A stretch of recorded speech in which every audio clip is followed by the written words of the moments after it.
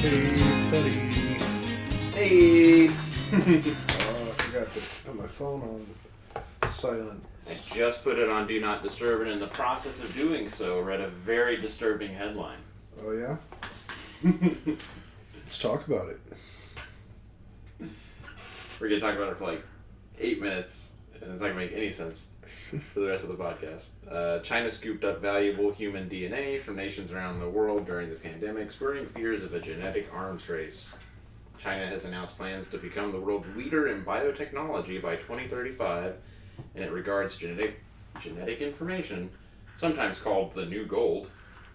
Why'd you do that? As a crucial ingredient in a scientific revolution that could produce thousands of new drugs and cures. And that's the headline. And anybody that's ever seen any sci-fi anything is like, drugs and cures? It's obvious, like, bioweapon. Well, that's fun. That's fun. Made me chuckle. Yeah. Yelly. We're back. We're back. Yes, sir. Football's back. Fantasy football's back. Fantasy football recaps are back. Yep.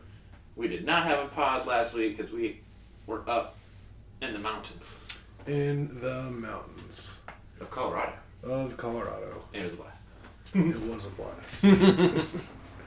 No, it was an absolutely incredible time. I loved basically every second of it. Nice.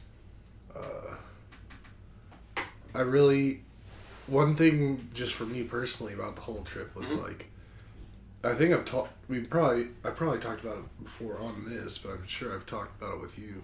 But in my list of places to potentially move to, Colorado Springs was on that list. And being able to actually like go and be in Colorado Springs and like see what it's like, kinda, feel real good about it. Very cool. Yeah. And it's actually pretty cheap. I was looking at like some housing prices for there. Mm-hmm. And it's cheaper than here. So that's pretty sweet. We did so much, and there is still so much more to do. Mm-hmm. A lot of people were asking me, like, did you go to Manitou Springs and see the Native American trails and evidence of people and stuff? I was like, nope. I guess the Pueblo villages, I always thought were like New Mexico or like further away, but I guess there's something like that in that area too. Yeah, we definitely passed by the place that has those like 1,000-year-old huts dug out of the walls of the canyons or whatever. That's my jam. Or not canyons, but rock sides. And I guess, I mean, this was news to me. Like, definitely when I think of Colorado, I think of it being under snow, and half of it being plains like Nebraska, and half of it being just epic pioneer mountain country. Yeah. And I forget where we read this. Maybe at Pikes Peak, but talking about the Colorado Springs ecosystem and how it's unique and that it's just the right elevation and just the right, not deep in the mountains, combination of, yeah, we're in Colorado, but the snow is actually like pretty small, and like 6 out of 7 days a week throughout the whole year it's sunny and beautiful. Yeah. And that was our exact experience. Yep. It was gorgeous. I mean, we got one day of kind of bad weather, but it was also pretty cool weather. Mm-hmm. It was the day we just decided to stay at the cabin in the mountains for the entire day, and that was a pretty magical day in and of itself. Mm-hmm. And had a little ice fall on us, and Let's do this chronologically. So Ash and I both worked on Monday, and then Tuesday our flight was at I think 11:50, so not early by any means. I got Ash and I. We all flew Southwest, and for those of you who don't know, Southwest does not do assigned seating. Southwest is not down there with Spirit and Allegiant, but they're not up there with American Airlines and like Virgin and the rest. They're somewhere in the middle of that. My joke to Ash is that Southwest puts a consistent focus and a premium on being the leaders in airline comedy, and they thankfully delivered on that for me time and time again. Ash and I went out there, got to Denver, stopped at Costco, Got her like a jar of pickles. She didn't eat a single one.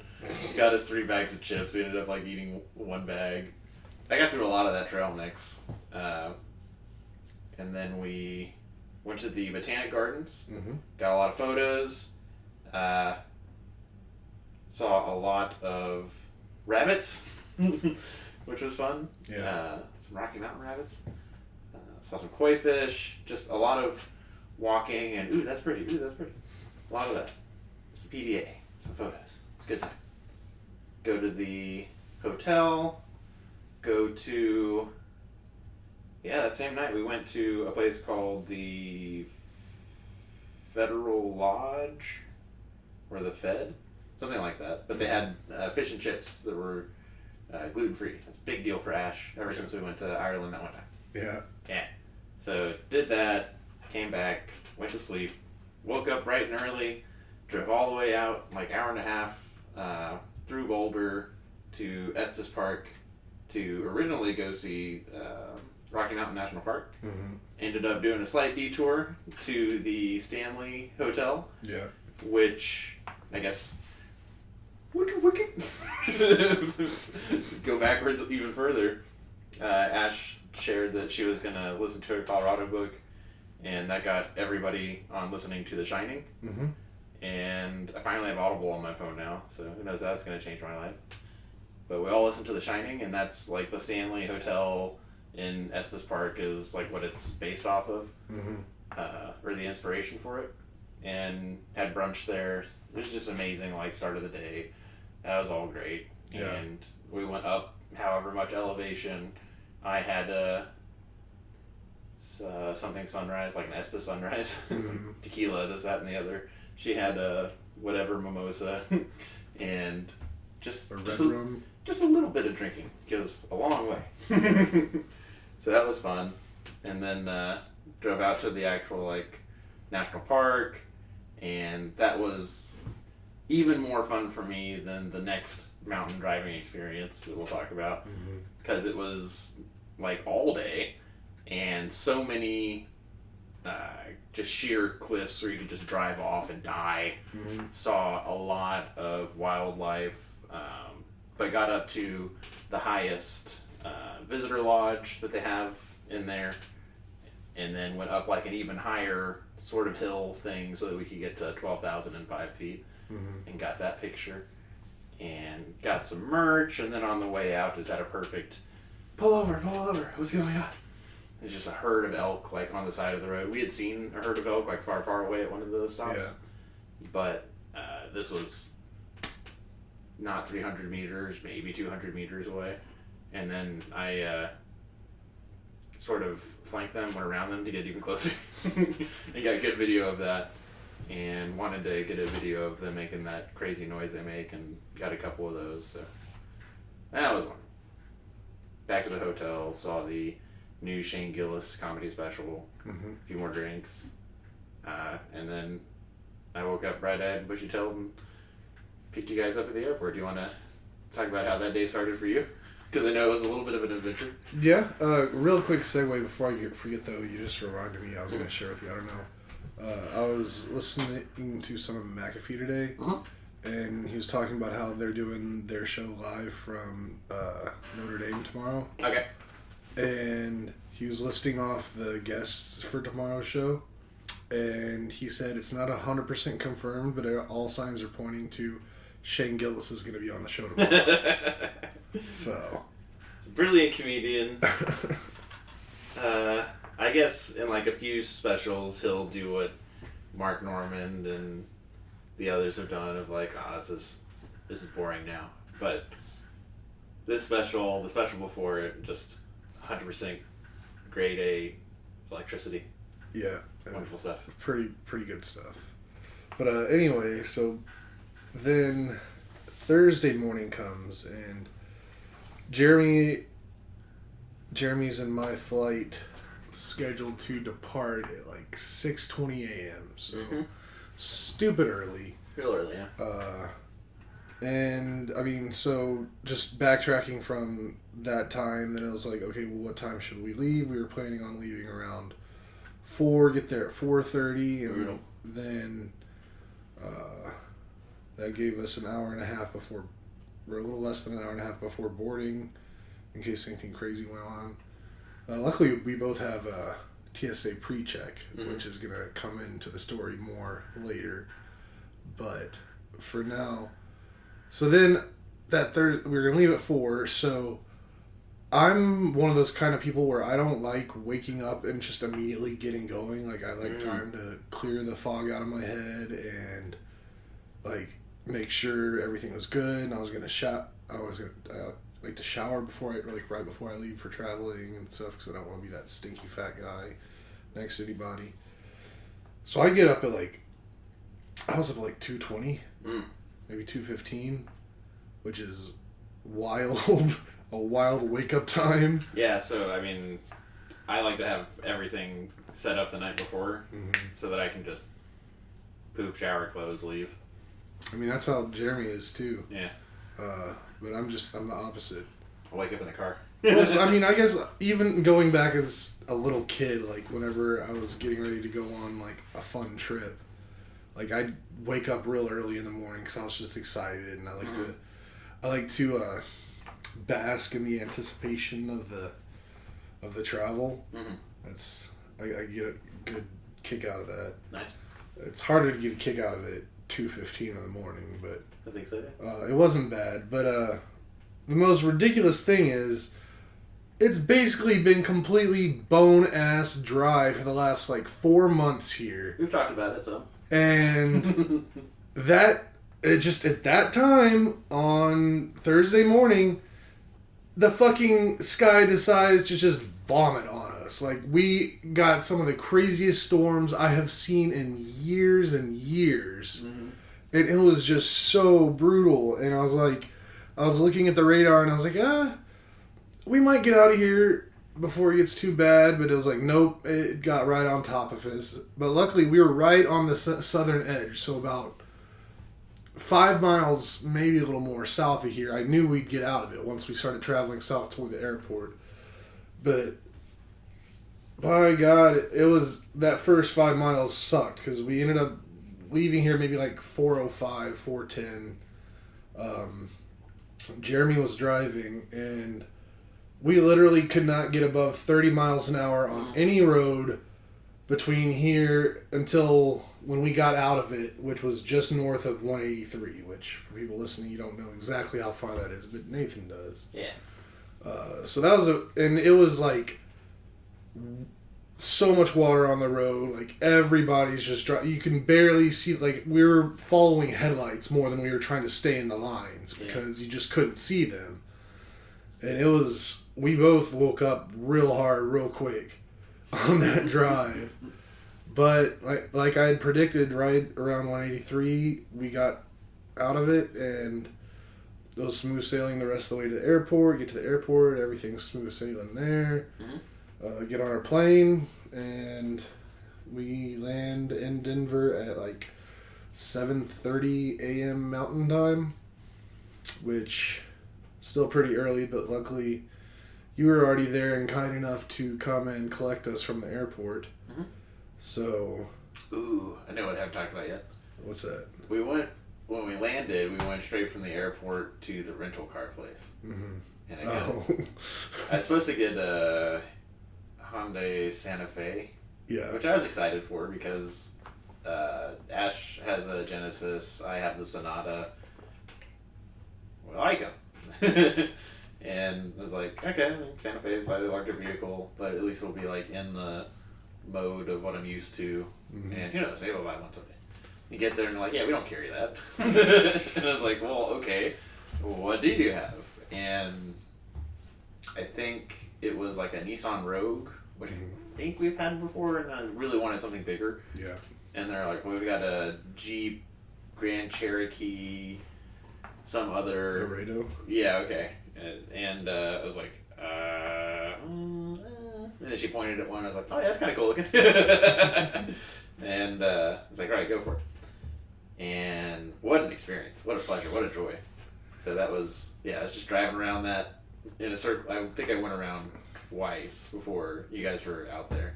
Yeah. Yeah. just listening to McAfee, having a good time.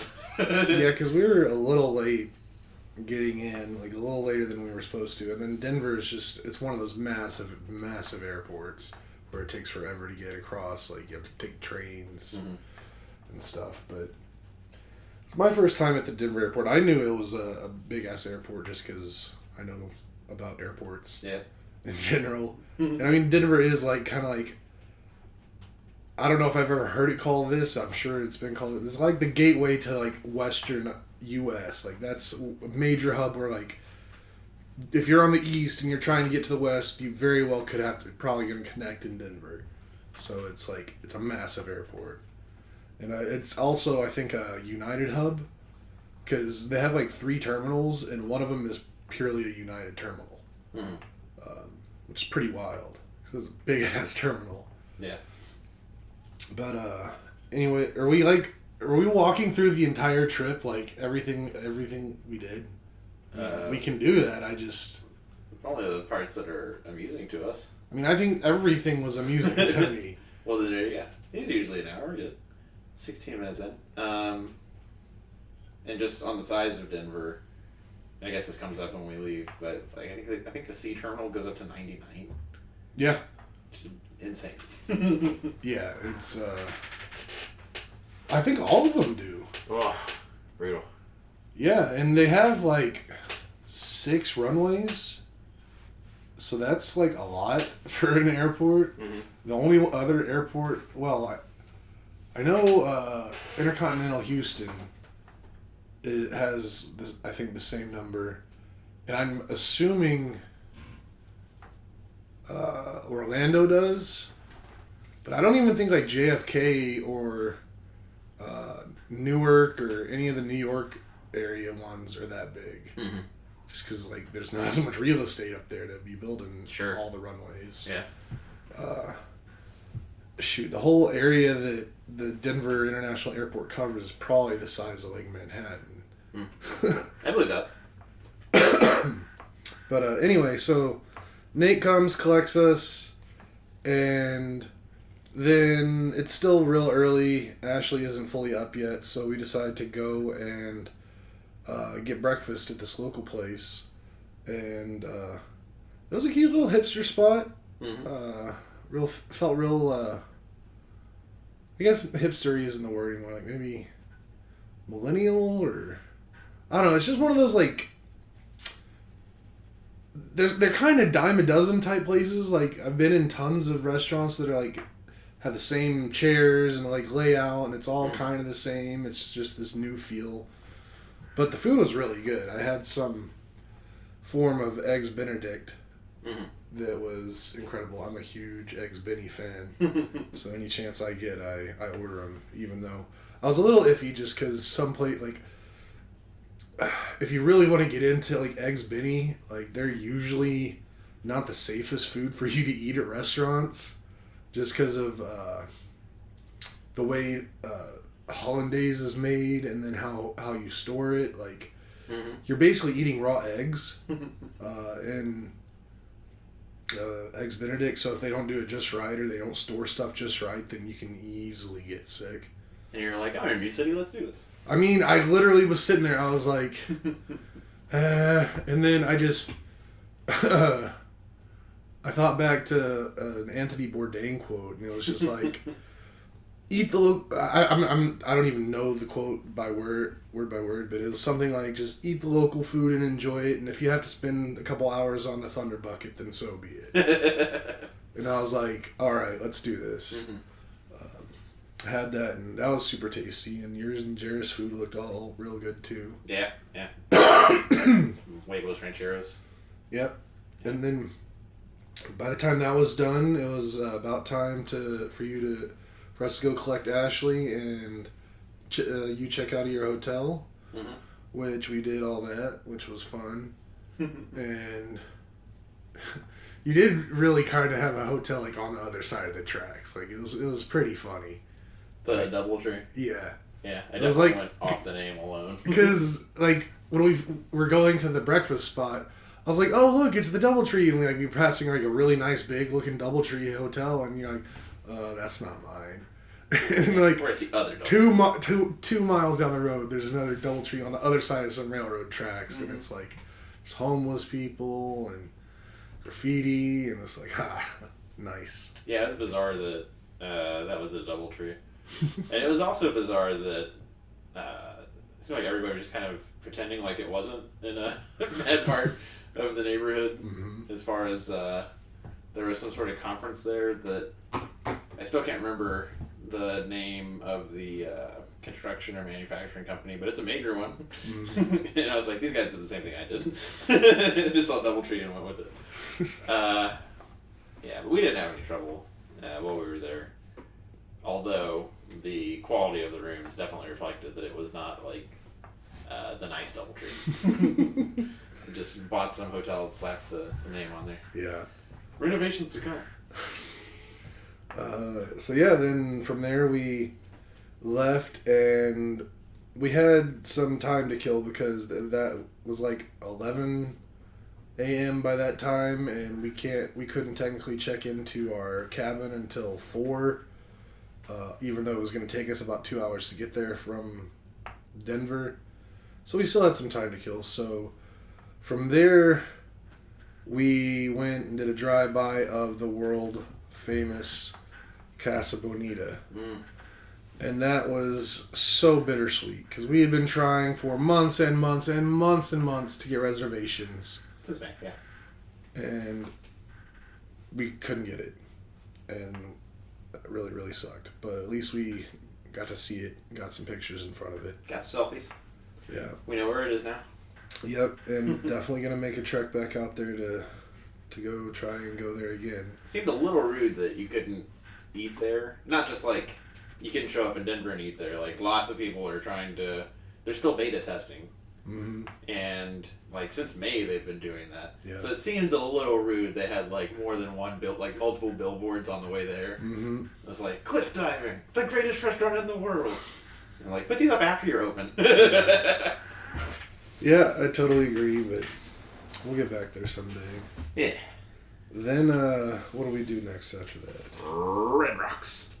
Oh, yeah, you want to talk about that one? Take it. I've been talking a lot. We kind of go back and forth. So, Red Rocks, the music venue, amphitheater, is about the same distance as Red Rock Canyon, the I don't think it's a national park, but the place you go to outside Vegas. And it's also weirdly on the southwest corner of it. And also weirdly just right outside town. Which makes sense for a music venue. You don't want to like drive to the middle of nowhere. Right. But we got there. Jeremy went there last year, I guess. And drove up and up and up and up and through a rock. And that was cool. Into a parking lot.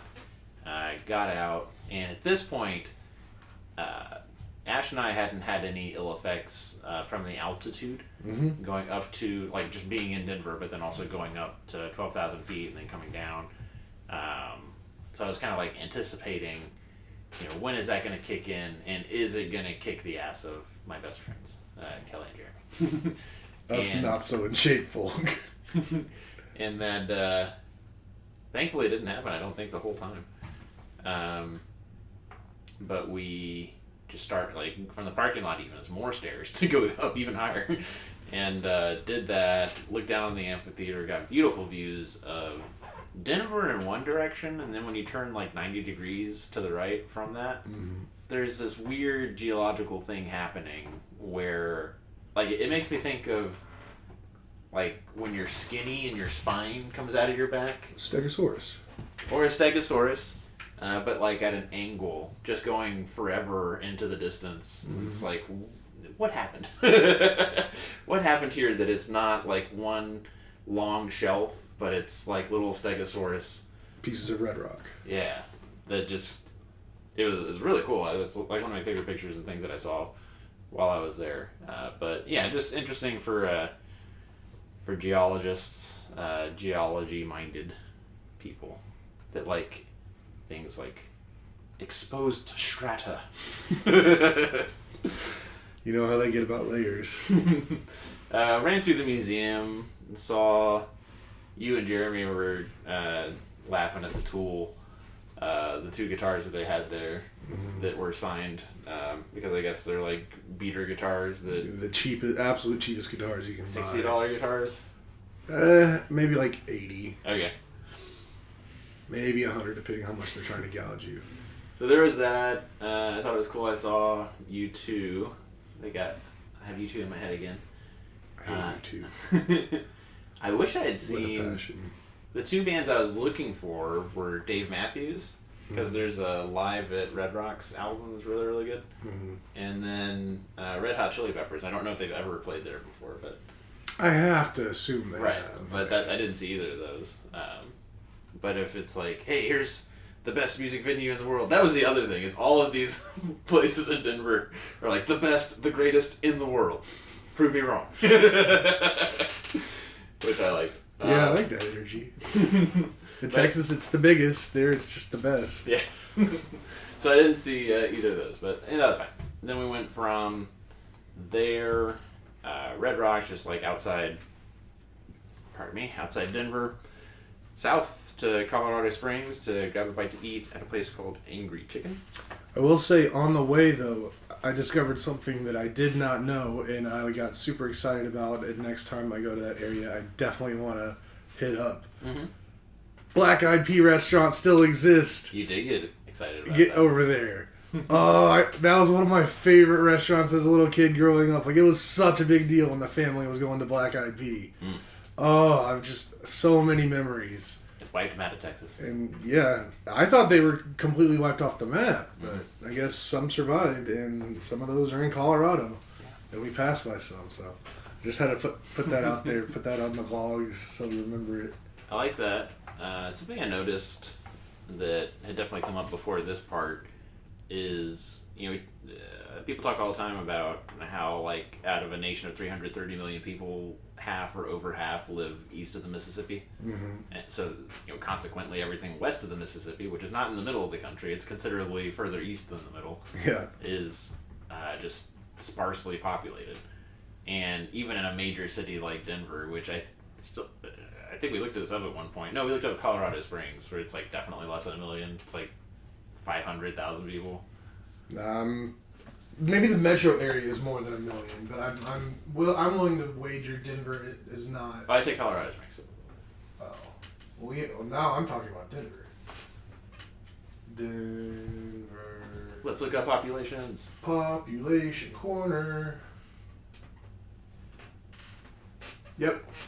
Denver, 711,000 people. Yeah. So, I mean, like, between Denver and Colorado Springs, maybe, like, with all the metroplexes and stuff around it, 1.5 million people, but probably considerably less than that. The entire population of Colorado is 5.8 million. Yeah. So, Maybe state. driving around, and then any place that we wanted to eat, it was no issue getting in at all. What is that? Colorado Springs, less than 500,000. Yeah. Yeah. So like 1.2 between the two. Yeah. Yeah. And then the area in between probably round out to 1.5. Yeah. So that was neat. It was cool to kind of see how that plays out in reality. Because if you go to Red Rocks or you go to Pikes Peak, which we're going to talk about, that's like where everybody is like assembling, right? They're all coming together in one place. But if you just go to eat or anything like that, it's not like Austin, it's not like Houston, where it's a pain in the ass to park. You're waiting 15-30 minutes anytime you try to eat anywhere. Just immediately sat down, and for the most part, pretty easy time parking and driving about. I will say, though, there was at least a couple times where the parking situation could have been bad for us, but I think just the whole time we were there, like, we just got lucky with parking situations. Like, someone was always pulling out. Like, I was calling it. I was like, I'm willing us to have a space once we get there. And then, sure enough, we'd get a really decent space. The only place I can really think that we could have gotten messed up on was the burger place we went to on the last day. Yeah. But still, we got real lucky with that. Yeah. So, Angry Chicken, Jeremy eats Flaming Hot Cheeto mozzarella corn dog thing. Korean corn dog. Yeah, I had some of that too. Really good chicken. I mean, did you want to talk about that at all? Not really. Yeah. Just the Korean corn dog or Korean hot dogs. Nobody out there be tricked. Like they're not that good. Yeah, it's not that special. Yeah, don't ever go after them. Then now it's time. So like Denver's not really in the mountains, for you guys. Like No. When you fly in, that's very much in the plains. And Ash and I talked about this, or we're amused by this, that like if you're a settler in like the 1800s and you're like, all right, I've seen enough of the East Coast, I'm ready to go west. Once you get past like the Appalachian Mountains, it's just flat. It's like grassland all the way basically to the Rocky Mountains. And then you're like plains. Oh shit, wall of gigantic fucking mountains. Yeah. It's just a giant line, which is really interesting to see. Like, because from Denver you can see the Rockies, but they're a good 20, 30 miles still to the west. But it's just like looking west, it's entire, like it looks like a wall, like basically all the way left and all the way right. Like it's just the Rockies out in the distance. But yeah, in Denver there's no mountains. And getting from Denver to Colorado Springs, no mountains really. I mean, It's because you're driving north south, like right along. Like looking to the right, you're seeing all the beautiful mountains way off in the distance. And then looking to the left, you're basically looking at like Kansas. There's some fun geological oddities of like hills that are bigger than hills and that have like exposed strata again, but by no means are you in the mountains. But then when you leave Colorado Springs and it's time to go to the cabin, which is in between Pikes Peak to the east of it and just the Rockies to the west of it. So we go first to... Wait. What are you saying? Where was what? We left Colorado Springs to go to the cabin.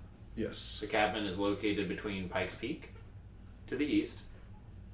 Okay, yes. And the Rockies to the I west. thought you were saying the cabin was to the east of Pikes Peak. And I was like, that's wrong. But you're right. Just wanted to clarify. So, in the mountains. And like in the mountains. And gets real beautiful real quick. The town that we stopped at, we stopped for groceries at a Woodland Walmart. Park. Yeah, a place called Woodland Park. Which that's one of the cutest little towns I've ever seen. Tons of cute little towns in the mountains. But like this one in particular, like someone, I think it was you or Jeremy was saying, like it's one of those towns where they have like building codes where you have to make, if you're building a structure, it has to look like a mountain village structure. Like the Walmart was even like, it wasn't a normal Walmart. It was made up and looked like almost like a giant log cabin, all the way down the main drag through the town. It was just all these, the cutest fucking Sonic in the world. Like I wanted to go to that Sonic so bad because it just looked like just a little log cabin, and it was just like Sonic, and like I just want to go get a Coke. But we didn't stop anywhere else besides Walmart, but we got everything we needed there. Yeah. And then continued on to the cabin. Continued on to the cabin, and it was just beautiful, beautiful drive, beautiful roads leading in. We were a little concerned because we were told that we wouldn't have like any GPS service or any kind of service once we got close to the cabin, and we'd need like physical directions. Luckily, I'm just good with maps. Like I just kind of memorized them pretty easily. So I had it all stored, but the GPS led us there perfectly. But yeah, it was definitely one of those situations like we're driving for miles and miles, and then we have to turn off the paved road onto some just dirt roads. And it wasn't just like normal Texas backcountry dirt roads. Like we're talking like you're climbing on these roads. We're talking like 20-degree inclines on some of these things, like steep inclines on dirt roads. Can't see vehicles. Hairpin turns with like giant trees that you just can't see around. The first two times, including the first time that we went up there was a car that came around the corner and we're like, I don't know if there's space for both of us. and thankfully giant drop off to one side. So that was fun. And then I gave all credit to Ash on this. Like, I was skeptical that we would need 4-wheel drive, all-wheel drive, and maybe we didn't. Yeah. But I was so much like more comfortable that we did, and I was like, I was wrong, you're right. I was wrong, you're right. I mean, I would say if we had to drive in any inclement weather, it would have been absolutely necessary. Yeah. For the times we were driving, I think we could have gotten away with just two-wheel drive, but that's just, it wasn't a gamble that I personally didn't think we should take either. Yeah. And if anybody does a similar trip, it is like from a rental perspective, a non-issue. Like, it's just by default, they're all-wheel drive. Mm-hmm. Even at the rinky-dink place that we got ours from. Just as an FYI. yeah, I mean, it's Colorado. Like, they're going to have all-wheel drives for you, because if they didn't, then they couldn't rent cars for 9 months out of the year. Right. But yeah. So the Thursday night football game. Yeah, got into the cabin. Yeah. We all chose our bedrooms and looked around. It's just absolutely glorious. Views from the back were glorious. Mm-hmm. Yeah, I got to watch Thursday night football, and There were 3 stories, and it was like Jeremy top floor, you on the ground floor, then Ash and I had the basement, subfloor, or whatever. mm-hmm. That was nice. Yeah, which was also really nice because at least Jeremy's room and my room, like, if there was any complaint I had about the place, or something I'd like different next time in a different place, I do prefer a room with like 4 walls and a door, as opposed to 3 walls and just like a curtain or blinds. Like, and it's not even a privacy thing. Like, I don't care being around y'all. I mean, although I do prefer to sleep naked because I sleep hot, so I don't want y'all to have to see anything that shouldn't be seen. But other than that, besides that, for the longest time in my life, I sleep the best when it is pitch black. Like, I'm talking about, I don't want to see my hand in front of my nose kind of darkness, because I don't know, I feel it. I feel like I get hugged by the darkness, and it's a lot easier to sleep. But in the room I was in, there was a lot of little lights everywhere that there was no way to block it all out. But, Are we talking about sleep mask? Everybody should have a sleep mask? like, an eye mask? With the Bluetooth speakers? Wait, what are you asking? Have Ash and I, like, tried to convert you to getting a sleep mask with the Bluetooth speakers? No, never. Alright. I mean, recently, whenever I broke my arm, I got one of those neck pillows because I was having to sleep sitting up on the couch, and I needed a way to, like, keep my neck from bending in weird ways and hurting. Mm-hmm. And that came with just an eye mask, like not a fancy one with Bluetooth anything or whatever. Okay, well, forget I said anything for like 5 weeks. Well, no, I mean, that's also, I don't think I'd want something like with speakers, because I mean, in general, I always, like, if I'm traveling, I have a sound machine I take with me that I use and I enjoy, and then if I'm in my room, like, I have fans, and I'll even, like, leave the TV on a video of just, like, rain sounds. So I have that, because as I've said before on here, I've got the tinnitus, so it really helps drown that out. Anyway, kind of slowing down on the description of everything. Yeah. So that was Thursday. Capped off with the football, and I beat Jeremy a lot at foosball. Yeah. I wanted to beat everybody, but I didn't want to put you on the spot with your arm. I mean, I refuse to play. Like, I'm not gonna let you beat me when I'm not able to compete. Like, that's just, that would be dumb. Yeah. So. But I did just wipe the floor with your and Ash. It was pretty. I mean, it's a little embarrassing, but. Okay. Enough of that. Enough of that.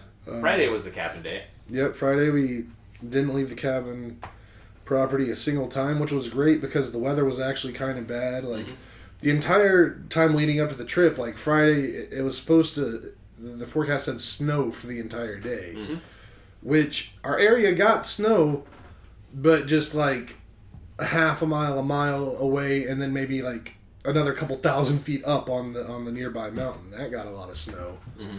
But we just got a lot of really cold rain, a little bit of ice, but it was still really pretty, especially since we haven't really like had rain around here. I mean, just having that happen, it was just really nice. And highlight for me of the day was the hot tub. It was in like the 40s outside, but then got in the hot tub, which was really hot, and that was really fun. But almost got hyperthermia as opposed to hypothermia, because like we all got out, and then for like the next hour we were just outside. Everybody was outside in like shorts and flip flops. Like, oh, it's not even cold out, and it's like, yeah, our bodies are 20 degrees hotter than they should be right now because we were just cooking ourselves in a soup. It was nice.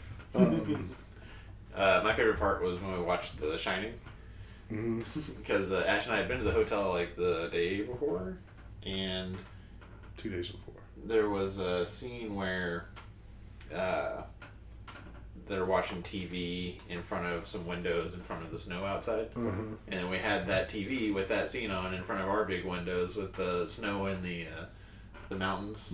Where at the time, I think all we saw was like a wall of white. I don't think we saw the snow on the mountains yet until the snow had stopped. Yeah.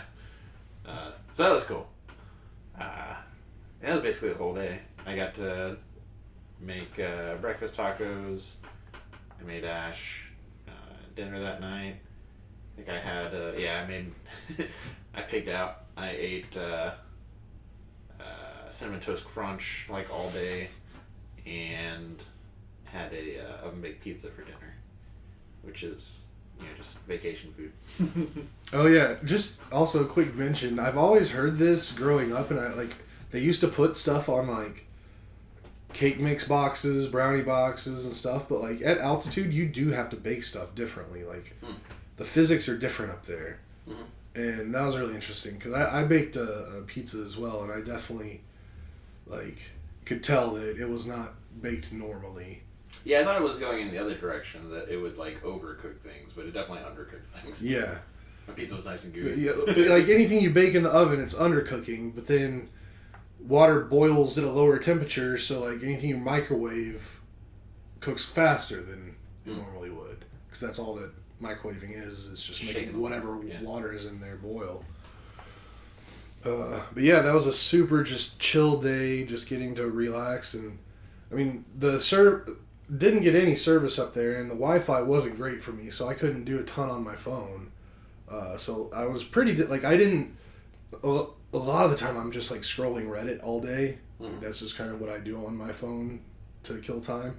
I didn't look at Reddit once while we were up in the mountains. Nice. Which I was real proud of. Just a lot of being at peace in the nature. Sweet. But then Saturday. Big field trip day. Saturday was the big field trip day. What do we do? We started with Garden of the Gods. Garden of the Gods.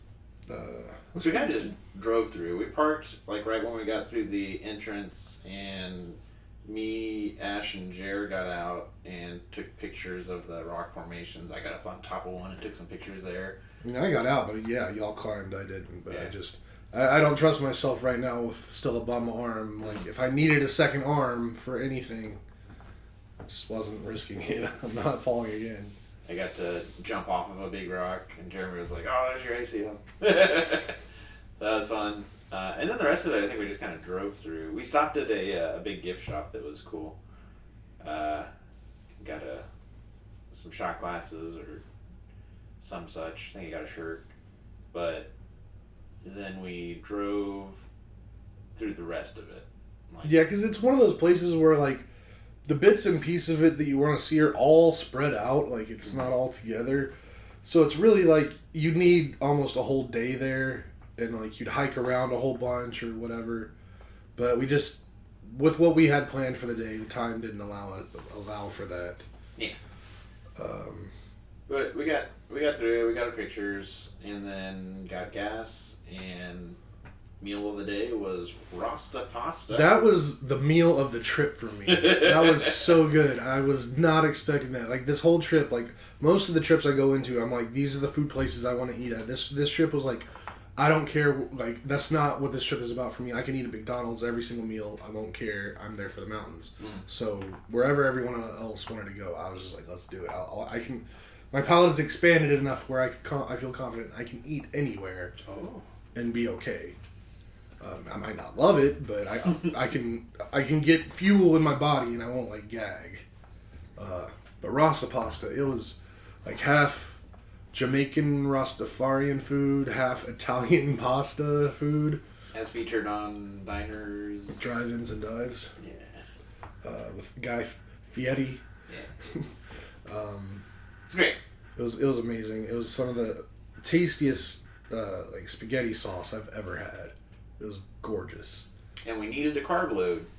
Yeah, because apparently eating carbs is easier to digest at high altitudes because it needs less oxygen or some hippy dippy nonsense. Where did we go next, Kelly? Then we went to Pikes Peak. Yep, traveled up 14,000 plus feet. Mm-hmm. Very cool drive. Very, very beautiful drive. Very scenic. On the way up, I think it was you that was like, "I'm sorry, you're missing all this, Nathan." And I was like, "I'm gonna be distracted to death by it on our way back down." And I think you were a little too much, but that's neither here nor there. But a lot of those turns, switchbacks. The switchbacks, yep. Yeah. A lot of those. A lot of. You know what? Actually, I had said this, that the Rocky Mountain National Park had a lot more of the you can just drive, like, fall off the side and die. Mm-hmm. A lot more guardrails on Pikes Peak. But there was still plenty of places we could have easily died.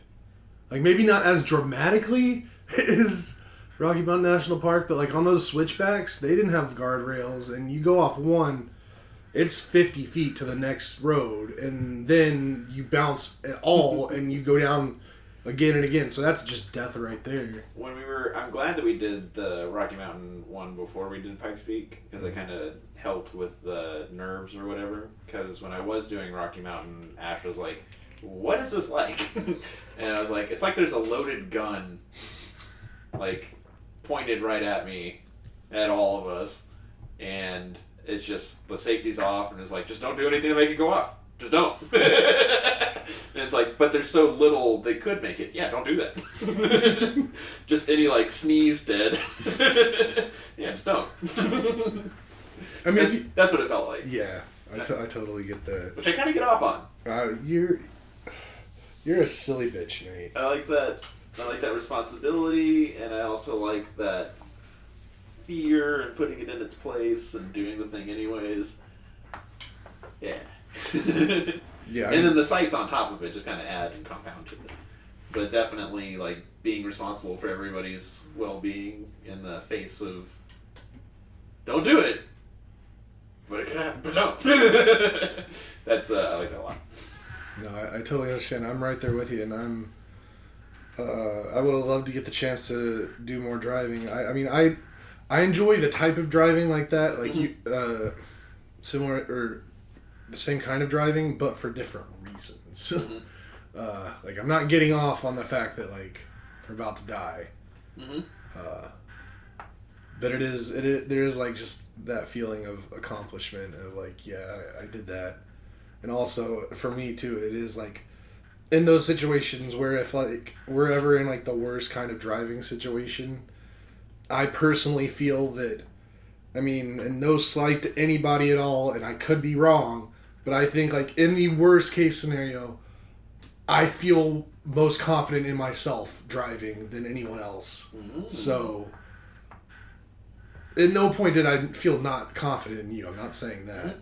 But I'm saying, like, just, because thinking, like, the whole time I was your co-pilot. So I was sitting right next to you. I was keeping an eye out, helping you out with everything I could as a co-pilot. And so my mind's in that mode, in the driving mode of, like, how to keep us as safe as possible. And it's just, when worst comes to worst, like, I always have felt that, like, if we're going to be in that position, I want to be the one, like, with my hands in control. Like, similarly to you have that same feeling. Like, so that is something whenever we go back, I want to try to be the one to rent the car so I can do the driving. Mm-hmm. But it was also really nice not to have to drive because there's just so many views, and like when I said that the I'm sorry you're missing all these views. I said that because in my head, if I was driving, I know I would be missing the views because I'd be so hyper focused on the drive that I wouldn't be enjoying it. So I'm glad I didn't have to. So there's the added element too that we were going up to 14,000 plus feet. Yep. And definitely before we parked, I was like, it's like, because you get a little short of breath, like whenever you're doing dangerous stuff, anyways. Mm-hmm. And then there were times where like we get past one harrowing thing, and then the next one would come up, and I still hadn't like gotten over the last one yet, like physically. Yeah. And I was like, man, we're just air get thin. And then we finally parked and got into that visitor center, Mm-hmm. and I was like, I'm not all there. And had to like multiple times like deep breath and kind of like try to reset for the elevation. I mean, I'll cut this out if you want to, but you had to take a couple nervous poops. Oh, no, that wasn't nervous poops. That was just like I ate way more than I ever Yeah, did. but I mean, also everything. I also think there's something to elevation in poops. I really do, because I've always kind of noticed this when I fly that I always kind of get bubble guts. But I always thought that I was just up too early, or I just had travel anxiety or something. But then even like traveling up and down in Colorado, like I definitely had some bubble gut action going on. No, it definitely wasn't a nerves thing. It definitely was like 11 and a half months out of 12 in a year. Ash and I are eating the exact same thing, like week to week, just like slightly mixed around. And the portions are what they are because it's thought out, and the macros are what they are because it's thought out, and it's all very designed to give us the best nutrition in any given week. And I just threw all of that out the window on Friday specifically. And it wasn't until yesterday that my that normalcy returned. But yeah, I mean that involves some training, and that definitely made me even lighter headed. That is poop talk, and got another shot glass, some more merch there. Ate a nice donut. Highest donut in the world. Yeah. That's the fun thing about like going up there is like highest poop, highest donut. Yeah, I got to use the restroom up there, and I was like, yeah. I mean, other than airplanes, this is the highest I've ever used the restroom. Yeah, we walked around the top a bit. You and your flip flops. Flip flops and shorts. Multiple people commented to me on it, and I was just like, we just got out of being in Texas of 4 months of 100+ degree weather and like no rain. I want to feel all the cold. Yeah. And I ended up seeing maybe like 2 or 3 other people total like in flip flops. Yeah. The top of the mountain, there's like snow. There's like sloshing through snow Yeah. while you're doing that. Yeah. And that was fun. Like I liked feeling the cold on my toes. And I mean, I knew once we got in the car they'd dry off real quick, so I wasn't worried about it. We weren't up there too long. Yeah. Yeah. We got our pictures. And then headed down the mountain, and that's when like I saw everything, and there were more than one where you come around a corner and you're just at the top of the world, and you see the curvature of the earth, even just like the planes go out forever, they're like woo woo woo, just enraptured with it all. That's so real. Yeah. Just the emotional response the views gave me, it was just like the whole like half the time I was up there I was like, Texas fucking sucks. Even the hill country up here in Austin, like this is nothing. I've sneezed bigger piles and It's quaint, it's cozy here in Austin. No, I wouldn't call it cozy. But yeah, the views out there coming down, awesome. Yeah, and then it's right by the cabin, so like once we finally got all the way down, it's like you say right by, it was like 20 to 30 minute drive. yeah, so that was nice and convenient. Yeah, got back. It's the only place I've ever, and that's not like I've driven a lot of mountains. I guess really just 2, 3. Yeah. Well, I guess whatever you drove mountain, you drove up in National Park. Yeah. Yeah, okay, yeah. So, I mean, that's a good example of you're going downhill a whole lot. And it's the only place where they check your brakes to make sure that they're not overheating or hot now, so they will be overheating by the time you get close to the bottom. That was interesting, but kind of like a snapshot of like, no, you're going you're going down a considerable amount of distance. I mean, our brakes were definitely overheating. Like, I was smelling them for a while before we even got to that checkpoint. And then she was like, yeah, go pull over for 10 to 15 minutes. Yeah. And even at the end of 15 minutes, I had my water bottle. I just threw a little bit of water on the brake rotor, and it just evaporated instantly. But yeah, we cooled them down enough to get down the mountain safely. Yeah. And that was pretty much it for Saturday. Well, yeah, then we just went home and watched football. I watched my Michigan game. I watched TCU really choppily because of the internet. Yeah. But But they both won. That's what matters. yep. Then early Sunday morning, got up. And one of the big things for me on this trip was, I don't know, I'm sure everybody listening to this knows, but my mom passed away shortly after we all graduated from high school. And for a while, she actually did live in Colorado, and like specifically Colorado Springs. And my whole life, she told me just how much she loved the mountains and how much she loved that area, and she always wanted to go back there.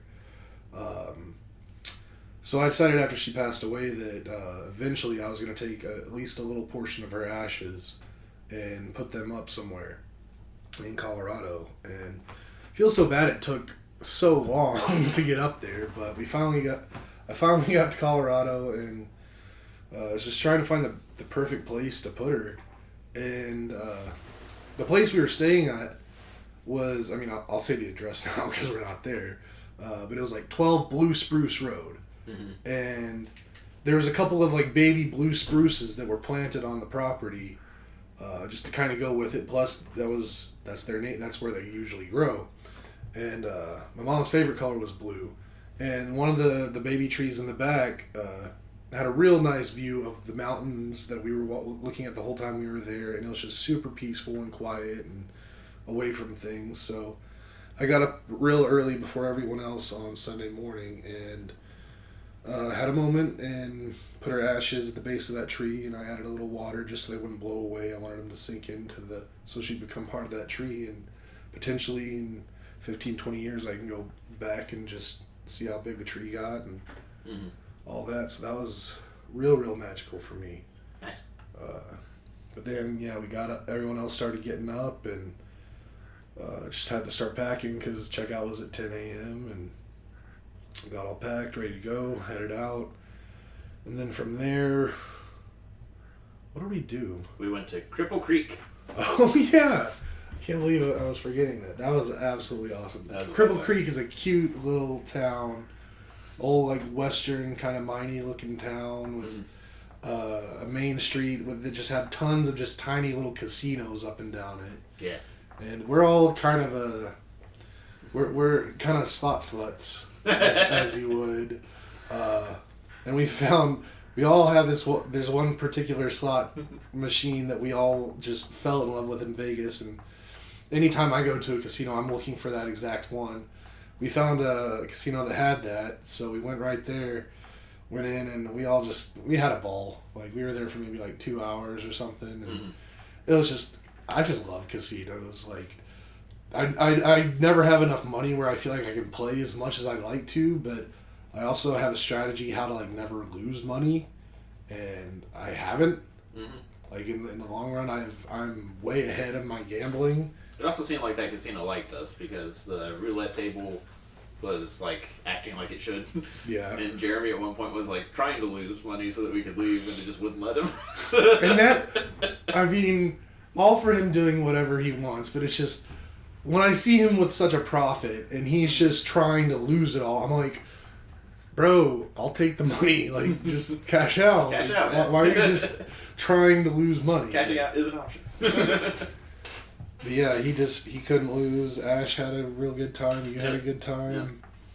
That was a lot of fun. And then we left Cripple Creek.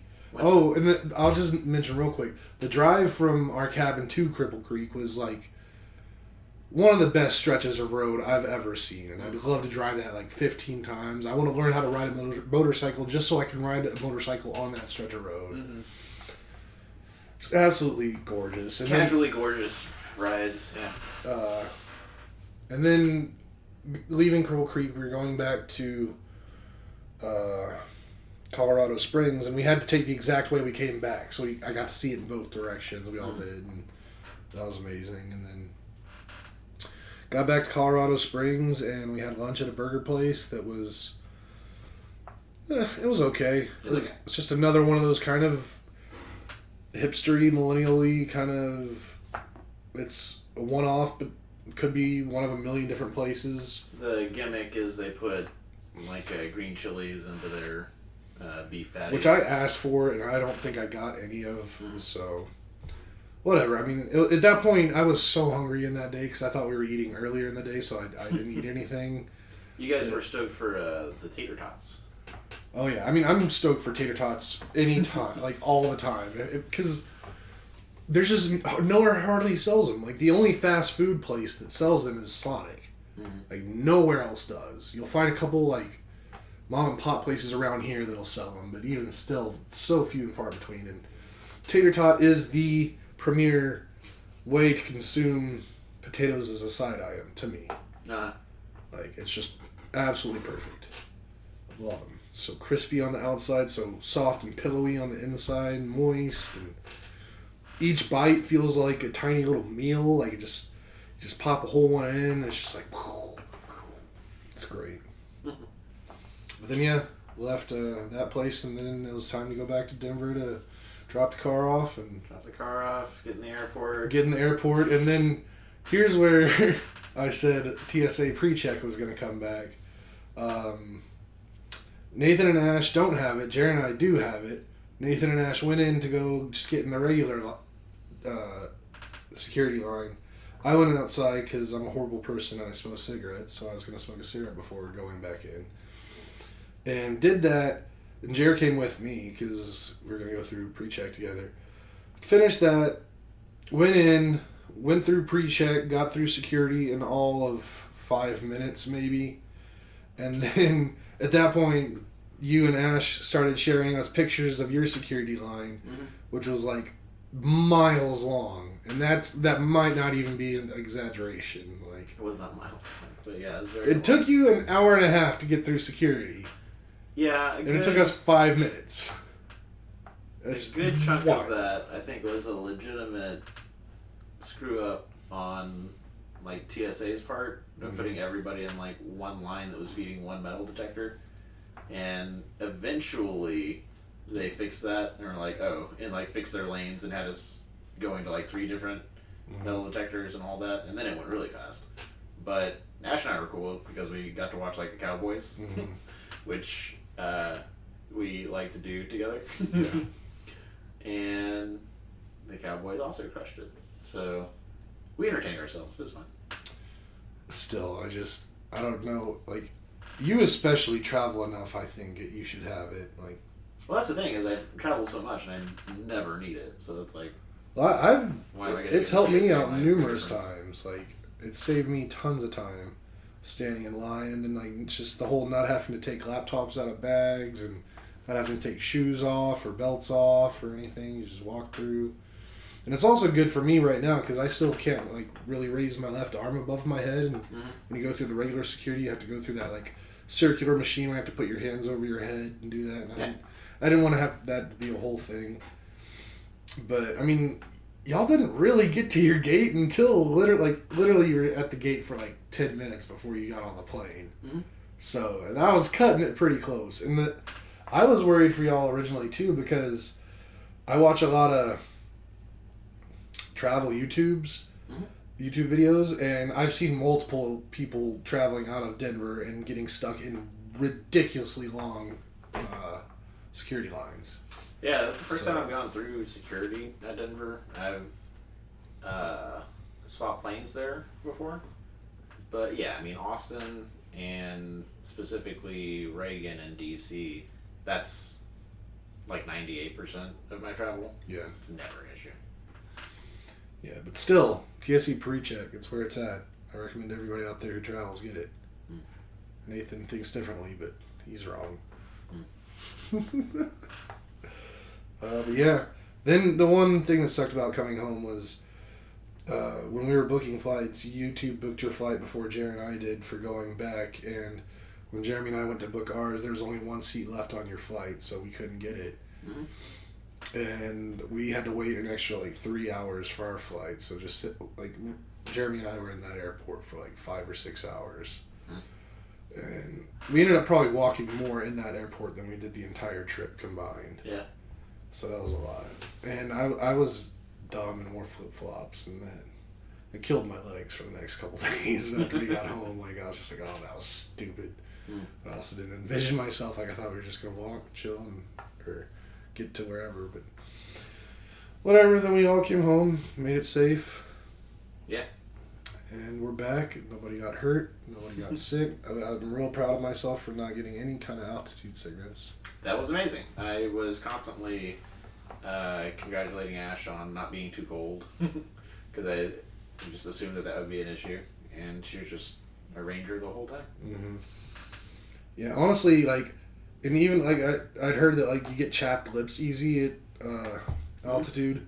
I ended up getting chapped lips the very last evening, at the airport. They started getting a little chapped, and then the day after, once we were home, they were still kind of chapped, but now they're back to fine. Yeah. Glad we got so many photos. A lot of photos. I got a Red Rock from Red Rocks, and just really good memories. And I'm glad at least a piece of my mom was somewhere she'd want to be. Yeah, it's pretty cool. Yeah. I have an idea for what we can do next year that I think you specifically will enjoy. What's that? You can't tease me like that. Come on. Oktoberfest in Leavenworth. Yeah, see? There you go. I thought you were talking about going back to Colorado. Okay, well that's a horse of a different color. Oh my god. It's happening right now, I think. I believe it. I mean, this is the time of year. Goes for 3 weeks. Alright, I don't want to... I'm not... I'm sure it'll be cool. I'm sure people that, really are into Beer Fest are you gotta go to the German one. Sure, yeah, maybe, eventually. Way easier and accessible is just United States and still in the mountains and all that. And if anybody out there is interested, Google Leavenworth, Washington. Because the whole town is designed like an alpine Bavarian village. It looks like a German mountain village. And it's super fucking cute. Yeah, I bet it's super duper cute, yeah. Yes. But yeah, that's the Colorado trip. Pictures to come. Pictures to come. Yeah, we're in hour 7. Yeah. Got anything else you want to put in for this week, or? I have between now and Sunday to finish my final essay to get my MBA done. Let's go. Try and finish that tonight. And I guess that's it for me. Yep. Final Fantasy. Fantasy football is thoroughly up and running. Haven't missed a recap yet, despite the vacationing. Yeah. I love the positive feedback we get from it. Who dat? We'll be here. Roger that. Roll. Yeah, we're wrapping it up. Say hi to everyone, Jared. Jared just came in. He didn't want to say hi. He had a written note that another one of our buddies, Tim, we're not saying last names, Tim, who we've clowned on, is winning the Fantasy Football League one year without trying. Literally without trying. Yeah. He'll be here within minutes. So I guess let's wrap this up and yep. I'll high five and hug him and head out. Yep. Alright, well, if you made it to the end, don't forget to like, subscribe, hit the notification bell, tell your friends.